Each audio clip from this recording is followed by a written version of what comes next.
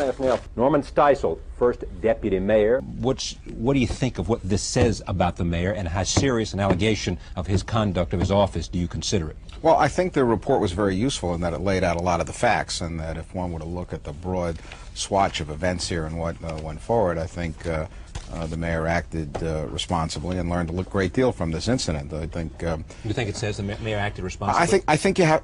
I think the report, don't forget, was done in hindsight, and when you're in the midst of a very difficult, chaotic situation where you're receiving information from a number of different sources, community leaders, the media, and the police, the mayor essentially relied very heavily on the police, and while he was very actively working in the community to restore peace, it became clear to him on Wednesday that there were serious problems, and he ordered the then police commissioner Lee Brown to adjust the tactics and approaches that were being used.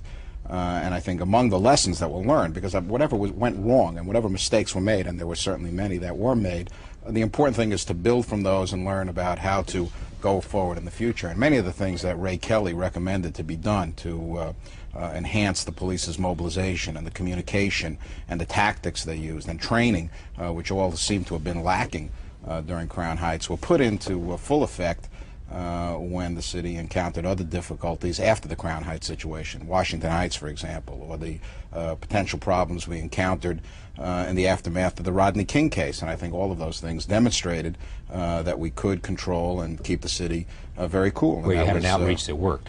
Excuse me? Where you had an outreach that worked. It was not just an outreach that worked. That was an essential element, but was also a shifting and a preparedness within the police department, which apparently was lacking and acknowledged by the police commanders themselves in the Crown Heights situation. So I think we did move and learn from the situation in Crown Heights, which is the important thing. Obviously, as I said, in the middle of a very chaotic situation, an emergency where there's a lot going on, you make the best judgments you can, and with hindsight sometimes you realize that perhaps you should have reacted differently or moved more quickly or employed different approaches, and I think that's exactly what happened here. Why didn't he order the police to crack down? Why didn't he call in the National Guard when he was asked by the Crown Heights leadership to call in the National Guard? I think the first thing you do in these kind of situations is try to assess what's going on, and you rely on local police commanders who have a first-rate reputation for dealing with these circumstances, and that's what happened throughout Tuesday. As it turned out, again, in retrospect, Tuesday evening, some of the tactics that were planned did not work.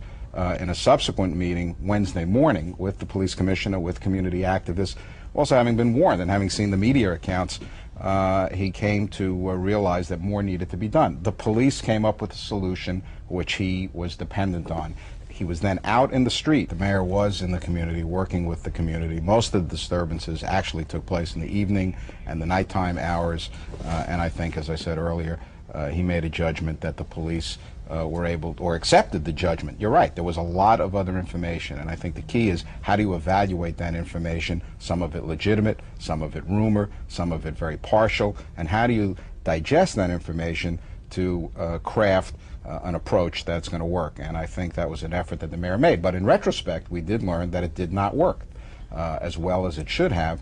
And the correction is, and the question is, how do you build from that? Obviously, there was a terrible grievance within the community. There is no question about that. Yankel Rosenbaum and his family and his friends and his colleagues have not had a measure of justice because the person who committed the crime has not been apparently apprehended or convicted. There is no question about that, that people are entitled to a high level of confidence and security. I think the mayor has spoken out effectively at building bridges and recognizing the diversity of the city and how people have to participate. He speaks in many audiences, in many black audiences, for example, about the dangers of anti-Semitism, and by the same token, he speaks in and very forcefully, and reminds people that we, particularly adults, have to act as role models, that young people aren't born as anti-Semites. They learn it from us, and if we're really going to change the way